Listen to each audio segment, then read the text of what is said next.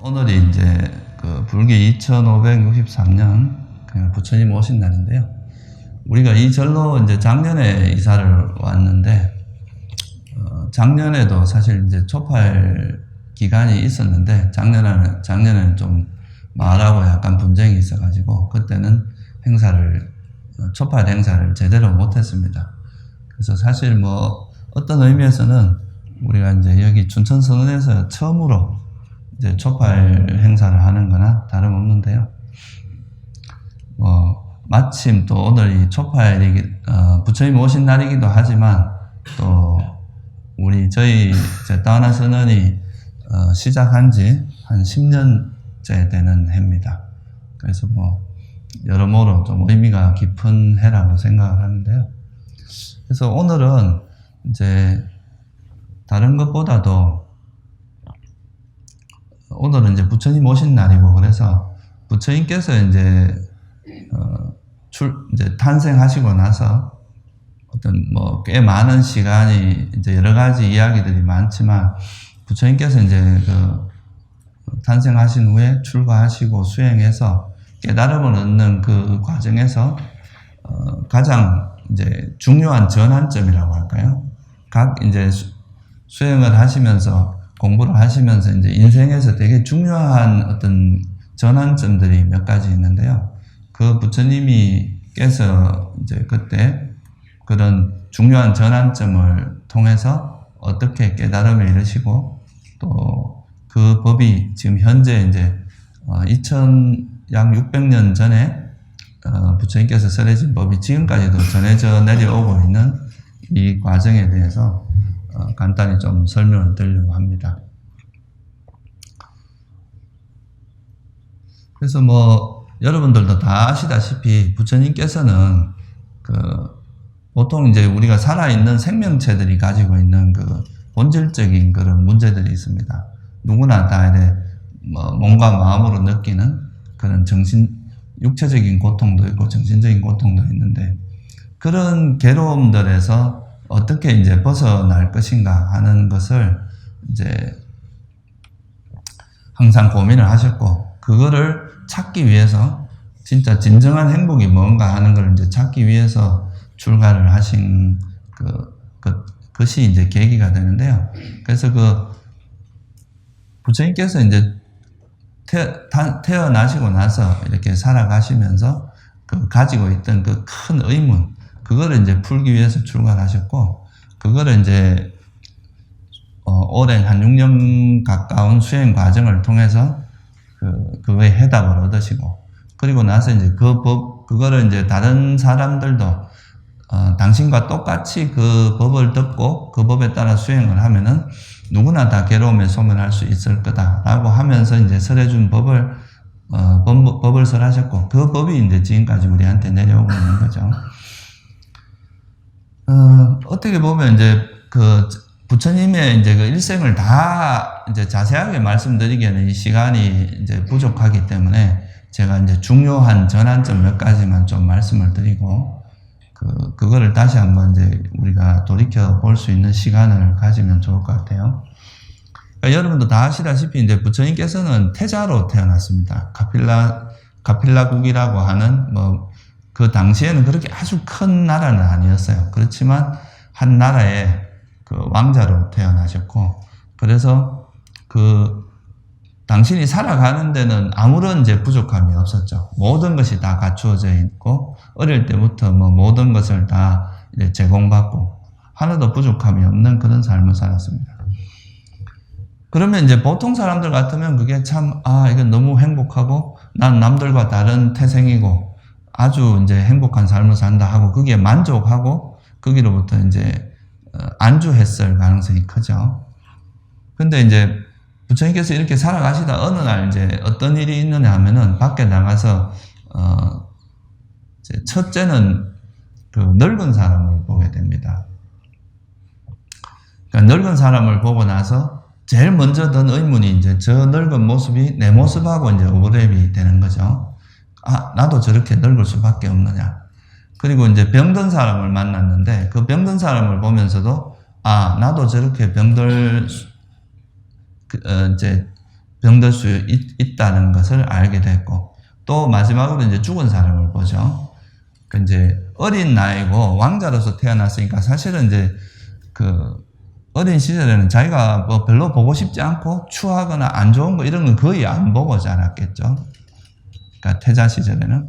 그런데 이제 밖에 나가서 그런 세 가지 형태의 늙고 병들고 죽음이라고 하는 것을 이제 접하면서 제일 먼저 든 의문이 그거였습니다. 나도 저렇게 되느냐.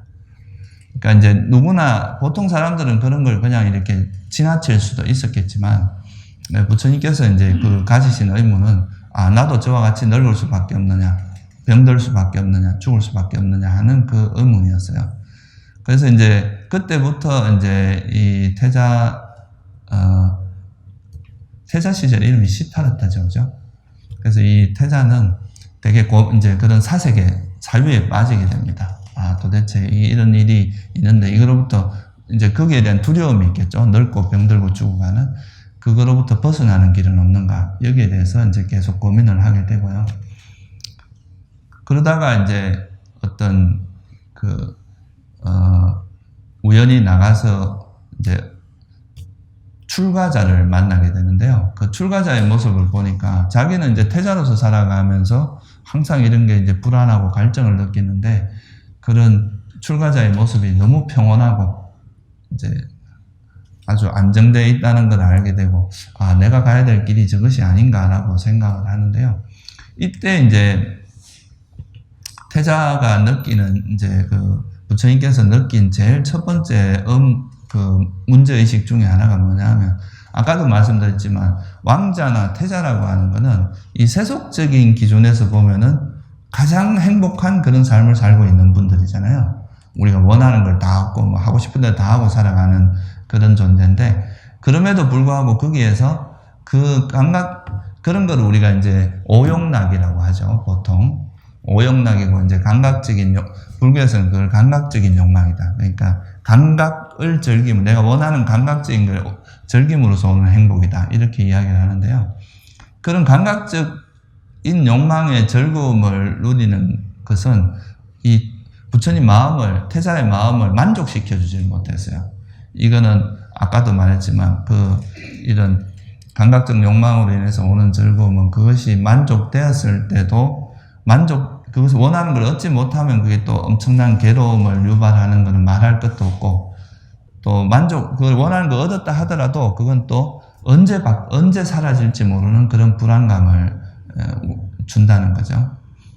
그러니까 대부분의 사람들이 이제 미래의 어떤 불확실성 이런 것을 이제 느끼고 있기 때문에 그 많은 것을 가지려고 하는데 그것 자체가 이제 이런 감각적인 즐거움이라고 하는 것은 뭔가 항상 집착이라는 게 함께 하기 때문에 그것 자체가 가지고 있는 결점이 많고 이거는 우리 마음을 만족시켜 주지 못하고 공허하다. 그러니까 이제 그런 걸 느끼신 거죠. 그래서 이제 이 감각적인 즐거움이 가지고 있는 그 한계를 느끼시고 그때 최초로 이제 당신이 살아오던 삶과는 전혀 다른 삶의 어떤 변화를 가져오게 되는데 그게 바로 출가라는 거죠. 그죠? 뭐 어떻게 보면 세속적으로 보면 모든 게 보장되어 있는 삶인데 그거를 이제 여기서는 내가 원하는 진정한 행복은 없다. 아까 말했듯이 생로병사를 벗어날 수 있는 노병사를 벗어날 수 있는 그런 어떤 길은 없다. 부처님께서 출가하기 전에 거기 이제 그 대신들이나 왕들이 당신의 출가를 말릴 때 그렇게 이야기하기도 당신이 내가 늙지 않는 그 방법을 알려준다면 난 출가하지 않겠다. 병들지 않는 걸 알려준다면 출가하지 않겠다. 죽지 않는 방법을 알려준다면 출가하지 않겠다. 그렇게 이제 말씀을 하시는 게 있는데 그래서 이제 그거에 대해서 이 태자의 삶이라는 게 세속적으로 보면 굉장히 안정된 삶이지만 이 감각적 욕망의 즐거움이라는 것은 뭐 여러분도 아다시피 되게 안정돼 보이지만 또 그것이 어떻게 바뀔지 알 수 없다는 거죠.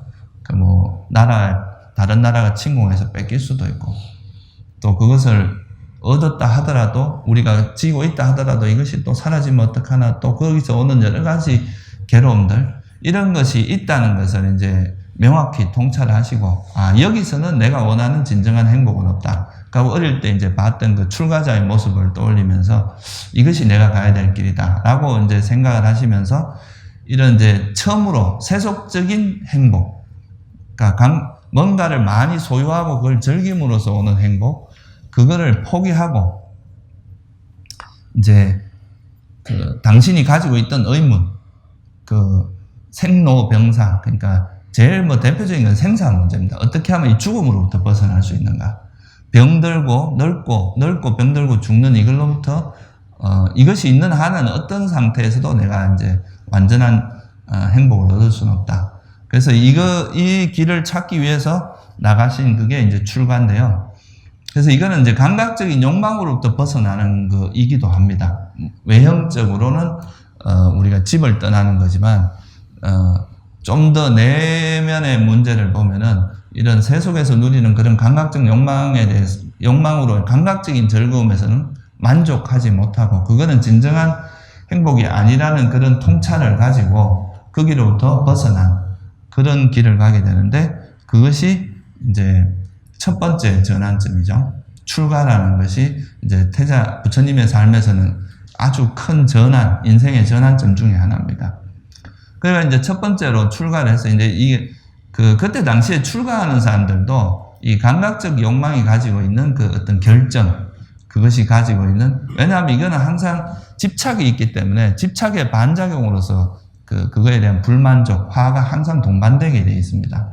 그래서, 그때 당시에도 이런 감각적 욕망을 즐기고 그렇게 살아가는 건 좀 저열한 행복이고, 이건 세속적인 행복이다라고, 이제 적어도 이래 좀 뭔가 정신적인 수준이 좀 있는 사람들은 대부분 그렇게 생각을 했고요. 그래서 이제 출가자들이 그때 많았던 거죠. 이런 삶을 버리고.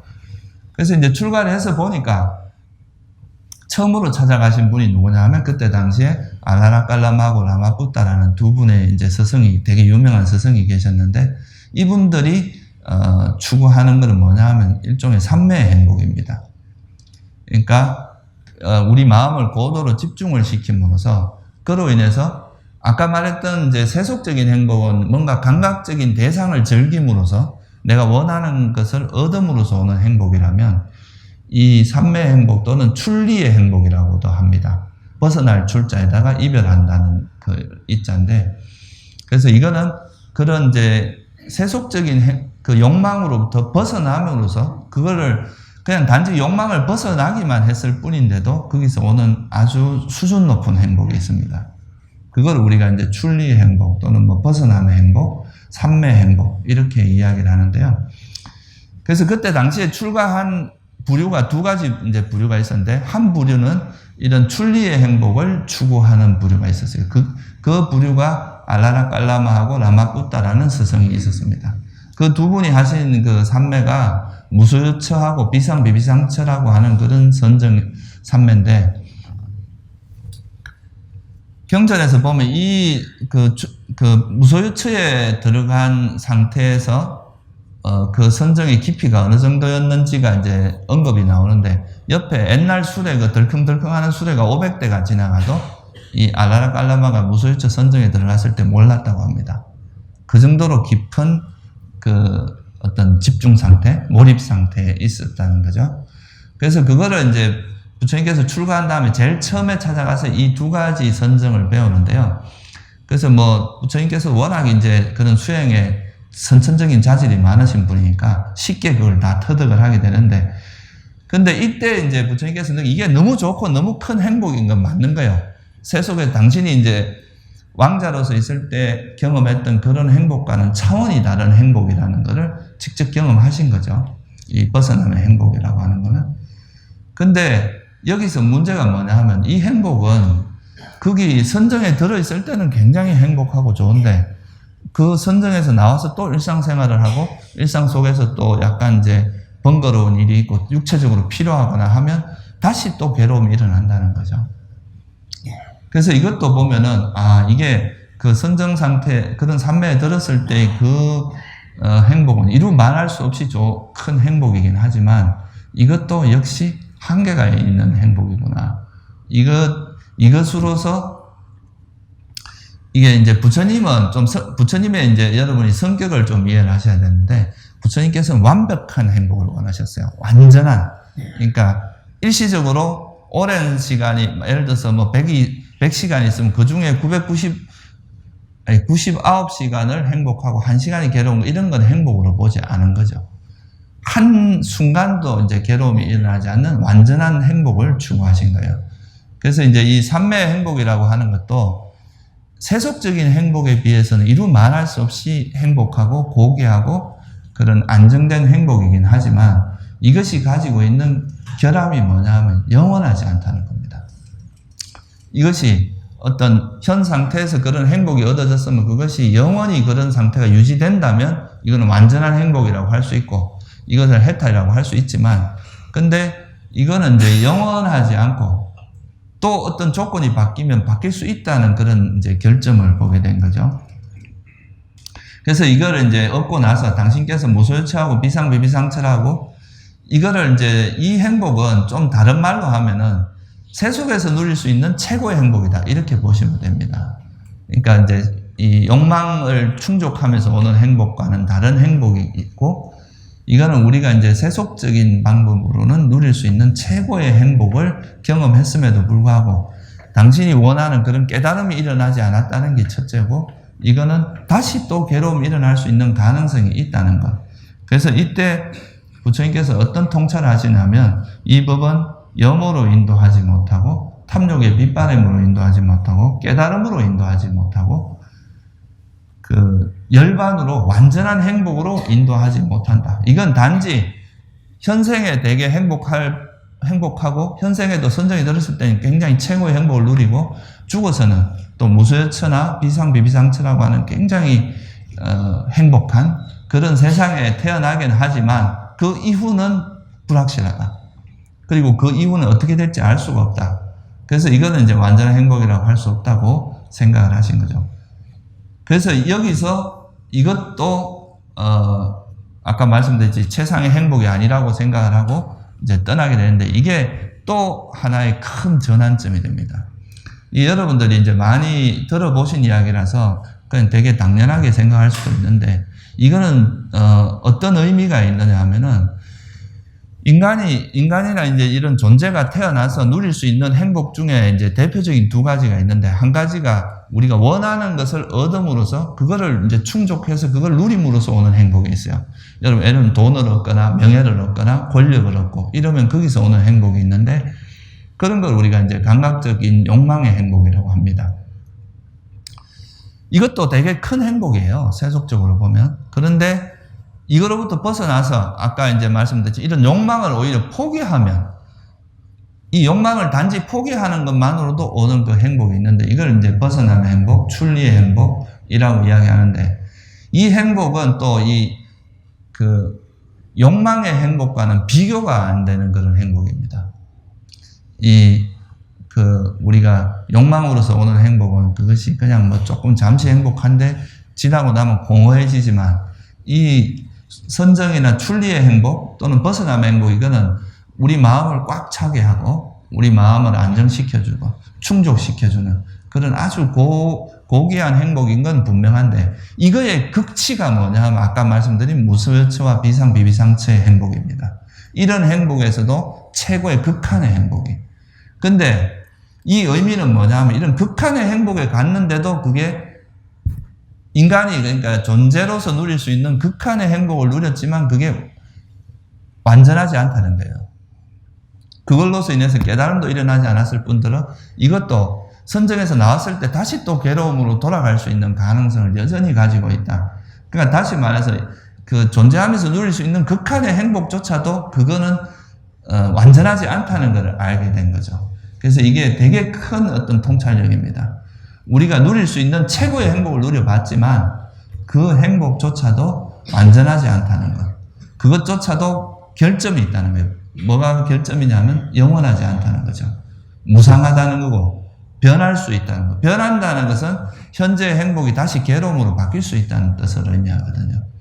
그래서 이것도 완전한 내가 원하는 깨달음은 아니다. 완전한 행복은 아니다. 라고 생각하고 떠납니다. 그게 이제 두 번째 수행에서 큰 전환점이 됩니다. 그하고 나서 이제 그 다음에 어떻게 하냐면 우리가 누릴 수 있는 최고의 행복을 누려봤지만 그걸로서 깨달음을 얻지 못한다면 그 반대가 뭐겠습니까? 극한의 고통을 경험해보자. 최고 극한의 행복을 경험했지만 그걸로 내가 깨달음을 얻지 못했다면 그때 이제 인도 당시에는 이제 이런 고행이라고 하는 되게 자기를 괴롭히는 그런 이제 수행이 있었어요. 그러면 내가 나를 극한까지 몰고 가서 그러니까 극한의 그런 고통을 괴로움을 경험하면 그게 혹시 깨달음의 길이 되지 않을까. 그래서 이제 그런 극한의 고통을 경험하기 위해서 고행을 하기 시작을 하는데요. 그때 당시에 이제 하는 고행은 말할 것도 없고, 그 극한의 고행에 고행으로서 제일 이제 극한의 고행이 뭐냐 하면은, 뭐겠습니까? 우리 목숨하고 관계된 거겠죠. 그죠? 그러니까 목숨하고 관계된 것 중에 첫 번째가 뭐냐면 숨입니다. 우리 숨을 참는, 그러니까 숨을 멈추고, 죽을 만한 이제 곧 죽을 때까지 극한에까지 참아가지고 거기로부터 다시 돌아오고 이런 이제 고행을 했죠. 이건 뭐 여러분 숨이 안 쉬어지고 공기가 이제 없는 그런 상태에 오래 있다는 게 얼마나 큰 고통이겠어요. 그죠? 그걸 스스로 이제 참으면서 극한의 고통을 경험해 봤고, 또 그 다음에 이제 한 걸음 더 나아가서 또 뭐 하면 굶는 겁니다. 음식을 먹지 않는 거. 그래서 그때부터 이제 음식을 조금씩 줄이기 시작을 해서 뭐 어떤 때는 일주일에 콩 하나 먹고 계속 이런 식으로 해서 이제 갔는데, 나중에 그래가지고 극한으로 갔을 때 여러분 이제 부처님 고행상이라고 보신 적 있으시죠? 그죠? 몸에서 있는 그 고행상. 그때 당시에 그걸 어떻게 표현을 했느냐 하면, 너무 굶어가지고 오래 굶고 이제 음식을 적게 먹다 보니까 배가죽하고 등가죽이 달라붙었다고 그래요. 비유를 그렇게 합니다. 그 정도로 이제 말랐고, 일어서려고 하면 목에 이제 근육 같은 게 없어서 목이 꼬부라지고, 이제 살에 이제 이런 털이 이렇게 털면은, 몸을 이렇게 비비면은 이 털이 우수수 빠졌다고 하죠. 영양가가 없어서. 그렇게까지 극한의 고행을 했는데 이것도 역시 깨달음이 일어나지 않았던 거예요. 그래서 부처님께서 뭐라고 하냐면, 내가 그러니까 인간으로서 경험할 수 있는 최고의 극한의 이제 그런 고행을 해봤다. 그러니까 이거는 누구도 나 이상의 그런 고행을 할 수는 없다. 근데 그렇게 했음에도 불구하고 깨달음은 일어나지 않았고 나의 괴로움은 벗어나는 게 아니라 오히려 괴로움이 더 늘어났다는, 몸만 괴롭히고 정신적으로도 이제 피폐해지고, 이거는 그러니까 그런 고행의 극한까지 가봤지만 이거는 어떤 깨달음의 길이 아니라 오히려 자기를 학대하고 자기를 괴롭히기만 할 뿐이지 실제 아무런 도움이 되지 않는다는 걸 발견하신 거예요. 그래서 그때 당시에는 고행을 하지 않으면 되게 타락한 수행자로 생각을 했습니다. 그래서 이 부처님께서도 그때 이제 출가할 때 같이 옆에 있었던 이제 비구 5명이 있었어요. 출가자 5명 있고 부처님하고 6명이서 같이 고행을 했었는데, 그러다가 부처님께서 이것도 우리가 극단적 극한의 행복도 완전한 그 깨달음은 아니지만 또 이것도 역시 깨달음은 아니다. 극단의 고행으로 가봤지만 이것도 깨달음이 일어나지 않는다. 그래서 그때 이제 길을 바꾸기로 하고, 이거는 양극단이다. 그러니까 극한의 행복으로 가는 것도 극단이고, 그렇다고 해서 너무 이제 고행으로 가는 것도 한쪽 극단이다. 그래서 나는 이거를 벗어나서 중도를 가겠다. 중도로 가겠다. 해서 이제 일단은 중도로 가려면 몸이 건강해져야 되기 때문에 그때 이제 수자타한테 우유죽을 얻어서 이제 기력을 회복하고 이제 수행을 하려고 하는데, 그때 당시에서 이제 이런 고행을 그만둔다는 것은 아까 말했듯이 저건 타락한 수행자다.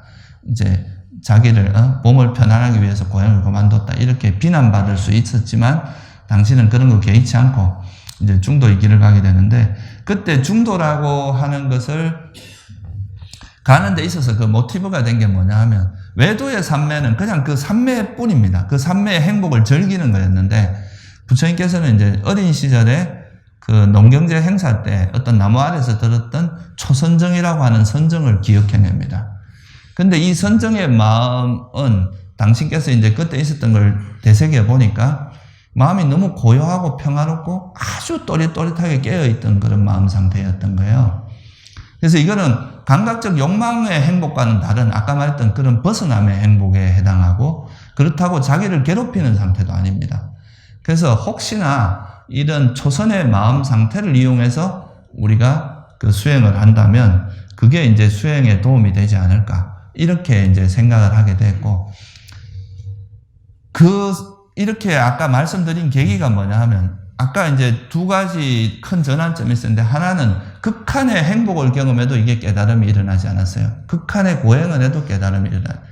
이거는 뭘 의미하냐면, 존재하면서 우리가 존재하는 그 과정에서 누리는 최상의 행복이나 최상의 괴로움을 통해서도 깨달음이 일어나지 않는다는 것은 결국은 부처님의 이제 인식이 어떻게 이렇게 전환이 일어나냐면 혹시 이 존재 자체에 어떤 결함이 있는 것은 아닌가. 존재하면서 뭔가 완전한 행복이나 완전한 괴로움을 그 극한의 그런 걸 경험해도 깨달음이 일어나지 않는다면 존재 자체가 가지고 있는 어떤 선천적인 결함이나 부족함이 있는 건 아닐까. 이런 통찰로 바뀌게 되고, 그렇다면 이 존재 자체가 존재의 실상이 뭔지를 내가 정확히 한번 관찰을 해봐야 되겠다. 존재의 실상에 대한 정확한 통찰이 필요하겠다 해서 그 존재의 실상을 관찰해야 되겠다는 쪽으로 이제 방향이 전환이 되고, 그러니까 밖으로 향했던 우리가 뭔가 어떤 외형적인 걸 가지고 깨달음을 얻으려고 했던 방향에서 자기 자신으로 돌아가게 됩니다. 그리고 또 하나는 그러면 이렇게 관찰하는 수단은 뭐가 돼야 되느냐? 어떤 정신으로 이걸 해야 되느냐? 이게 초선정의 그런 마음 상태가 나라고 하는 존재의 실상을 관찰하는데 최적화된 마음 상태구나. 이거를 이제 아시게 되는 거죠. 그래서 이때 이제 이게 제가 생각할 때는 불교가 탄생하는 가장 중요한 전환이라고 생각을 합니다. 그러니까 그런 당신의 이제 두 번의 시행착오를 겪으면서 우리가 지금 보통은 사람들이 이 존재라는 이거 자체에 대해서는 의문을 가지지 않고 존재 자체 하면서 어떻게 여기서 완전한 행복을 실현할 것인가 이렇게 생각을 하는데, 부처님은 이걸 방향을 확 전환을 해가지고 나라고 하는 그 존재 자체의 실상을 봄으로써 그것 자체가 가지고 있는 혹시나, 그러니까 문제가 복잡할 때는 원천으로 돌아가야 됩니다. 그러니까 모든 행복이나 괴로움이 다 나한테서 일어나잖아요. 나를 중심으로. 그렇다면은 우리가 나 자신에 대한 이해가 명확하지 않은 것은 아닌가. 나 자신에 대한 이해가 잘못됐을 수도 있다. 이거에 대한 이제 이해를 하면서 나 자신에 대한 통찰, 나 자신에 대해서 있는 그대로 보는 그것을 이제 이게 소위 말해서 위파사나의 시작입니다. 나라고 하는 존재의 실상을 보고자 한 거고, 그 실상을 보는 그 정신, 우리 마음의 이제 토대로서는 앞에서 이야기했던 그런 이제 삼매. 우리 마음은 고요하고 편안하면서도 정신적으로 굉장히 깨어있고 또렷또렷한 상태. 이런 마음 상태를 가지고 나를 관찰한다면 그건 진리에 접근할 수 있겠다. 이게 이제 그 부처님의 통찰입니다. 그래서 당신께서 이렇게 해봤는데, 그래서 그 초선의 상태를 보면은 그런 초선을 구족하여 머물렀던 적이 있는데 혹시 그것이 깨달음의 길이 되지 않을까? 악기 외사나야 그건 내게 그 기억을 따라서 이런 의식이 일어났다. 이것이 깨달음의 길이다. 그러니까 이제 이때 부처님께서 이런 이제 통찰을 하시고 나서 그 선정의 행복, 선정이라고 하는 그 마음 상태의 고요한 행복과 또렷또렷한 그 정신 상태를 바탕으로 해서 나라고 하는 존재의 실상을 깨뚫어 보는 쪽으로 이제 이 방향이 전환이 되는데, 이게 바로 중도의 길을, 이제 중도라고 하는 길을, 이 중도가 사실 가운데 길인데, 중도의 길 그러면 이제 동어 반복이죠. 자꾸 많이 그래 나오는. 그래서 하여튼 중도를 가게 돼, 중도로서 이제 중도를 터득하게 돼, 이제 길을 가야 되겠다 이렇게 생각을 하는데, 그게 왜 중도라고 하느냐 하면요. 감각적 욕망을 하는 것은 우리 마음을 이제 어지럽게 만들고 정신적으로 자꾸 집착을 하게 만들기 때문에 이것도 배제를 해야 되고, 그렇다고 해서 고행을 가는 것도 다 안 좋다는 걸 알았지만 이 두 가지로부터 벗어난 이 벗어남의 행복의 길을 가면은 처음도 좋고 중간도 좋고 끝도 좋은 거예요. 구태여 나를 괴롭히면서 할 필요도 없고, 그래서 이 벗어남의 행복을 기반으로 해서 벗어남의 이제 삼매 선정의 행복이라고 하는 것이 정신적으로 또렷하고 현재 이 마음 상태도 행복한 이거를 이용해서 수행을 하면 구태여 나를 괴롭히거나 뭐 어떤 욕망에 빠지지 않으면서도 행복하게 수행을 할 수 있다 이래요. 그게 이제 중도입니다. 그래서 이제 이거를 이렇게 가야 되겠다 생각을 하고 이제 수행을 하셨는데, 그래서 이때 이제 그 활용하신, 그러면 어떻게 선정에 드느냐. 그런 선정에 드는 수단으로서 이제 호흡 수행을 이용하시죠. 당신이 어릴 때 들었던 것도 이제 호흡 수행인데, 이 호흡을 통해서 색계 초선이라고 하는 선정에 들고, 거기서 다시 2선정, 3선정, 4선정, 이건 제가 설명은 안 드리겠습니다. 선정의 깊이가 점점 깊어지는 과정이라고 생각하시면 돼요. 그래서 이제 초선, 2선, 3선, 4선까지 들어가서 아주 고도로 집중된 상태. 그러니까 마음도 굉장히 고요하고 흔들림도 없고 깨끗한, 이 4선의 특징이 뭐냐 하면 깨끗함입니다. 청정함. 우리 마음이 너무나 청정하고 깨끗하고 그런 고요하고 집중된 그런 마음 상태를 이용해서 이 마음을 이제 외도에서는 이런 그 고요한 마음 상태를 그냥 즐기는 걸로 끝났어요. 근데 부처님은 이런 마음을 이용해서 자기 자신의 실상을 보는, 존재의 실상을 보는 쪽으로 활용을 합니다. 그래서 첫 번째 이제 이 사선정을, 이런 아주 최적화된 마음 상태, 그런 지혜를 개발하기에 최적화된 마음 상태를 사선정이라고 할 수 있는데, 이 선정에서 나와서 그 마음을 가지고 첫 번째 어디로 돌리느냐 하면, 나라고 하는 존재라는 것이 이제 과연 현재 이게 전부냐. 그래서 이거를 첫 번째 이 선정의 힘을 가지고 얻은 지혜가 뭐냐 하면, 아무리 오래된 전생이라도 기억하는 숙명통이라고 하는 지혜입니다. 이걸 초월지라고 하죠. 이거는 이제 여러분들이 가지고 있는 일반적인 지혜와는 수준이 다른, 그러니까 좀 일반적인 보통 범부의 수준을 넘어선 그런 지혜이기 때문에 초월지라고 표현합니다. 이런 초월지를 통해서 우리는 현생 이게 전부가 아니라 셀 수 없는 과거 전생부터 이러한 모습으로 살다가 또 오고 했다는 그거를 이제 발견하신 거죠. 이것도 배경이 있습니다.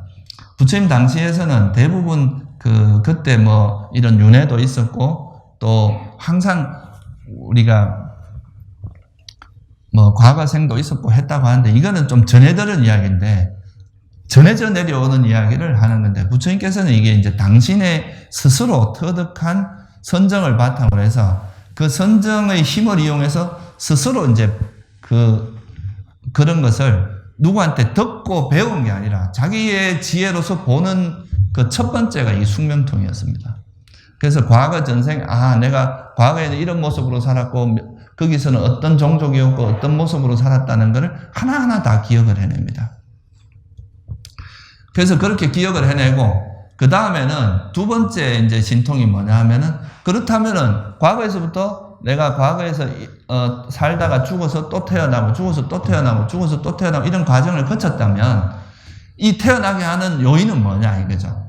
뭐가 태어나게 하느냐. 근데 이거를 옛날에는 이제 인도 당시에서는 두 가지 큰 조류가 있었습니다. 하나는 뭐겠어요? 보통 요즘도 이야기하는 뭔가 창조주가 있어서 태어나게 했다. 창조주가 태어나게 한 것이다.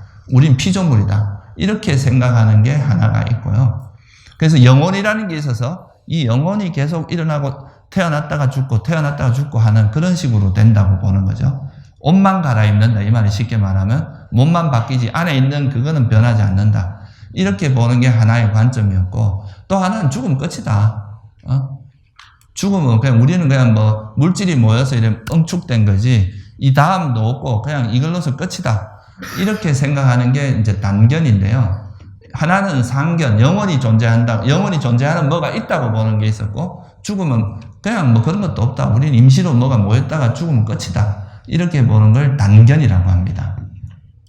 단자가 끊을 단자거든요. 이건 그냥 이 생으로서 끝난다 이거예요. 더 이상 뭐 후생도 없고 이렇다는 거죠.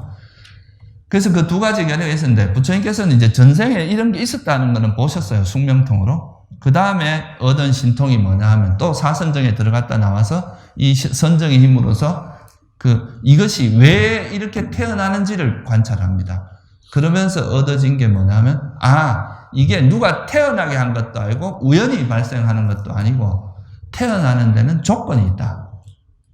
원인이 있다 이거예요. 이 세상에 일어나는 모든 것은 원인 없이 태어나는 건 없더라. 그래서 원인이 있고 그 원인을 구체적인 것이 가래와 업이라고 하는 두 가지 원인을 찾아냅니다. 그래서 가래라는 태어나고자 하는 그런 이제 욕망과 그 욕망을 바탕으로 해서 내가 어떤 내가 한 행위의 결과로서 여러분들이 사람을 죽이거나 이런 도둑질을 하거나 이런 행위의 결과로서는 안 좋은 괴로움이 많은 곳에 태어나고 살생을 하지 않고 도둑질도 하지 않고 거짓말도 하지 않고 이런 바른 행위를 하면은 선처에 태어나는 이런 이제 가래와 업을 조건으로 태어난다는 소위 말해서 조건에 의해서 태어난다는 것을 발견하게 되는데 업과 업의 결과다. 그걸 우리가 뭐라고 하면 천안통이라고 합니다. 그러니까 하늘 천자에다가 눈한자 써서. 그래서 이 숙명통과 천안통을 통해서 우리 이제 부처님께서 발견한 진리가 바로 연기의 진리입니다. 연기. 이 세상에 있는 모든 건 조건 따라 일어난다. 이게 그냥 우연히 발생하는 것도 아니고 그렇다고 누가 절대적인 창조주가 있어서 그 창조주가 넌 태어나 이렇게 하는 것도 아니라 자기가 지은 행위의 결과로서 다시 태어나고 또 그 자기가 살면서 지었던 그 마음의 의도적 행위, 그것에 의해서 계속 윤회를 한다는 것을 발견해냅니다. 그걸 여러분이 알고 있는 업이라는 개념입니다. 우리가 업을 짓고 자기가 의도적으로 뭔가 이렇게 하고자 하는 그 의도에서 업이 일어나고 그 의도가 다시 또 있으면 그거 다시 태어나가고자 하는 욕망과 결합을 해서 계속 윤회를 하게 되는 그런 방식으로 이해를 하신 거죠. 그래서 여기서 어떤 통찰이 일어나냐면 이 세상의 모든 게 조건 따라 일어난다면 존재도 조건 따라 일어날 거 아니에요. 그죠? 그러니까 이 태어난 존재도 조건에서 태어났기 때문에 태어난 존재는 죽을 수밖에 없다는 거예요. 영원히 살고자 하는 그런 건 불가능하다는 거죠. 그리고 이 반대로 이야기하면은 내가 욕망이 남아있는 한은 태어나기 싫어도 태어나야 된다는 거예요. 두 가지 의미가 있습니다. 하나는 내가 가래와 업이 있는 한은 태어날 수밖에 없다는 거고 가래와 업이 소멸되면 다시 태어나지 않는다는 거죠. 그래서 이거를 부처님께서 이제 연기로서 설했고 이래서 이거는 조건이 있으면 태어나지만 조건이 없으면 태어나지 않는다. 이거는 항상 존재한다는 것과 죽으면 끝이라고 하는 것의 중간이기 때문에 이걸 중간의 가르침이라고 이야기를 합니다. 그래서 이 조건 따라 일어난다. 조건이 있으면 태어나고 조건이 없으면 태어나지 않는다. 그래서 이거는 뭘 의미하느냐 하면요. 여러분들이 태어났다 하면은 죽을 수밖에 없다는 걸 의미합니다. 조건에 의해서 태어났다는 것은. 그러니까 태어난 존재는 죽음으로부터 완전히 벗어날 수 없기 때문에 윤회하는 한에 있어서는 괴로움에서 벗어날 수 있는 방법이 없다는 걸 발견하신 거죠. 이게 이제 불교가 다른 종교하고 차별화되는 가장 중요한 포인트 중에 하나입니다. 우리가 존재하면서 완전한 행복을 실현하는 건 불가능하다는 이야기예요. 왜? 존재는 조건에 의해서 태어난 것이기 때문에 조건이 바뀌면 죽을 수밖에 없다. 선천적으로 존재 자체가 가지고 있는 한계가 있다. 결점이 있다는 것을 발견하신 거죠. 그래서 이 존재 자체가 가지고 있는 선천적인 결함이 있는데 그것이 태어난 존재는 죽을 수밖에 없고 생로병사에서 벗어날 수 없다. 그래서 태어난 존재 자체가 괴로움의 속성이 있다라고 말한 게 고성제입니다. 태어난 존재는 괴로움의 속성을 가질 수밖에 없다는 거죠. 그러니까 그 반대로 이야기하면은 행복은 뭐가 되겠어요? 다시 태어나지 않는 윤회로부터 벗어나는 것이 완전한 행복이다. 그 윤회로부터 벗어나는 것이 행복이라고 본 것이 바로 멸성제입니다. 그러면 우리가 존재하는 게 괴로움이라면 왜 존재가 자꾸 태어날 수밖에 없느냐? 여러분 마음에서 계속 뭔가 태어나고 싶어하고 감각적 욕망을 즐기고 싶어하고 계속 존재하고 싶어하는 이런 가래 때문이다. 이 가래 때문에 업을 짓고 그 업에 의해서 계속 태어나게 된다. 이게 이제 집성제의 내용이거든요. 그래서 이건 가래로 표현을 했지만 이 가래뿐만이 아니라 탐욕, 가래가 있으면 뭐가 있느냐 하면 우리가 집착이 있으면 그거에 반작용으로 화가 일어납니다. 그래서 이 탐욕이 있으면 성냄이 있고, 이 탐욕은 또 어리석기 때문에 일어나는 거죠. 우리가 이 태어나는 것 자체가 괴로움이라는 걸 알면 다시 집착하지 않을 텐데 이걸 모르기 때문에 일어나는 거죠. 그래서 어리석음이 항상 함께 하기 때문에 탐욕이나 성냄이나 어리석음 이런 것들은 우리를 괴롭게 만드는 요소다. 그래서 이거는 괴로움의 원인이라고 보고, 이 탐욕이나 성냄이나 어리석음을 벗어나는 것이 그거를 버리는 것. 탐욕이 없는 마음 상태, 성냄이 없는 마음 상태, 어리석음이 없는 이 마음 상태가 바로 우리 괴로움으로부터 벗어나게 하는, 이것을 버리는 방법론으로 나온 게 바로 팔정도고 중도입니다. 그래서 이제 어떻게 보면 부처님께서는 이제 이 당신께서 그렇게 해서 이 방법을 터득하고 나니까 팔정도를 이제 닦았어요. 당신께서 이제 수행을 하셔서 그 가래 때문에 이제 숙명통을 통해서 가래 때문에 태어난다는 거 아시고 이 가래를 완전히 소멸하게 되는데, 그러고 나서 아까 말씀드린 그런 거죠. 당신께서 이거는 존재 자체가 이런 조건에서 일어나기 때문에 괴로움이구나 라고 아니까 이것이 행복이고 태어나는 것이 계속 이제 좋다고 생각하는 그 잘못된 어리석음 때문에 이제 계속 윤회가 계속되는데, 이거를 철저히 알게 되면 이게 괴로움이라는 걸 알면 더 이상 여기에 집착을 안 하게 됩니다. 그래서 그게 집성제가 버려지게 되고, 그러면 가래가 버려지기 때문에 이제 완전한 열반이 실현되는 게 멸성제다. 그래서 부처님께서 이제 이런 거를 아시고, 그러니까 숙명통과 천안통을 통해서 고성제를 이제 그 팔정도를 실천해서 고성제를 철저히 알게 됨으로써 집성제가, 그러니까 가래가 버려지고 열반이 실현되는, 그래서 이제 깨달음을 얻으신 거고, 그리고 나서 당신이 깨달은 바 이것은 괴로움이고 이것은 행복이다. 그거를 쓰는 게 고성제고 멸성제고, 이건 괴로움의 원인이고 이거를 닦음으로써 괴로움으로서 벗어날 수 있다. 그게 바로 집성제하고 도성제입니다. 그게 팔정도고, 그래서 그 법을 설했기 때문에 그 법을 따라서 수행했던 사람들이 이제 똑같이 당신하고 똑같이 아라한이 됐습니다.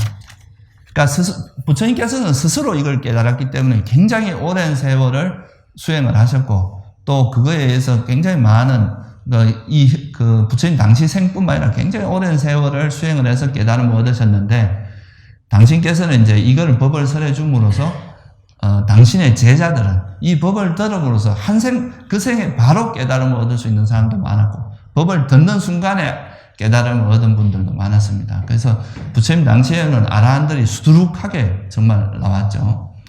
그래서 그 법들이 지금 이제 이어져 온 것이 여러분들이 지금 우리가 듣고 있는 이 불교 법입니다. 사성제라고 하는 거나 영기라는 것이 2600년 전에 부처님께서 이제 이런 과정을 거쳐서 깨달음을 얻으셨고, 그 깨달음을 얻으신 바를 체계적으로 정리한 게 사성제라고 보시면 돼요.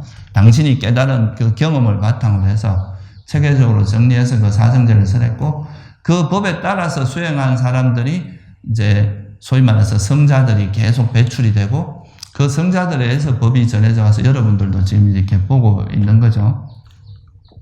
그래서 여러분들 그 법요집 가지고 계시면 지금 있나요? 없어요? 그러면 제가 선창을 할 테니까 한번 들어보세요. 여러분들 이런 부처님 오신 날에 이제 우리가 이런 부처님이 나셨고 부처님이 설한 이 법이 있고 이 법에 따라서 수행한 이런 성자들이 있기 때문에 우리가 이 법을 전해 들을 수 있었던 거잖아요. 이런 걸 우리가 삼보라고 하죠. 그래서 이 삼보 예경에 대해서 한번 잠깐이라도 삼보 예경을 하고 마치겠습니다. 따라해 보세요. 세종께서는 공양받을 만한 분이시며 바르게 깨달은 분이시며 지혜와 실천을 갖춘 분이시며 피안으로 잘 간 분이시며 세간을 잘 아시는 분이시며 가장 높은 분이시며 사람을 잘 길들이는 분이시며 천신과 인간의 스승이시며 부처님이시며 세존이십니다. 이건 이제 부처님 애경입니다. 다음은 가르침에 대해서 애경을 하는 거죠.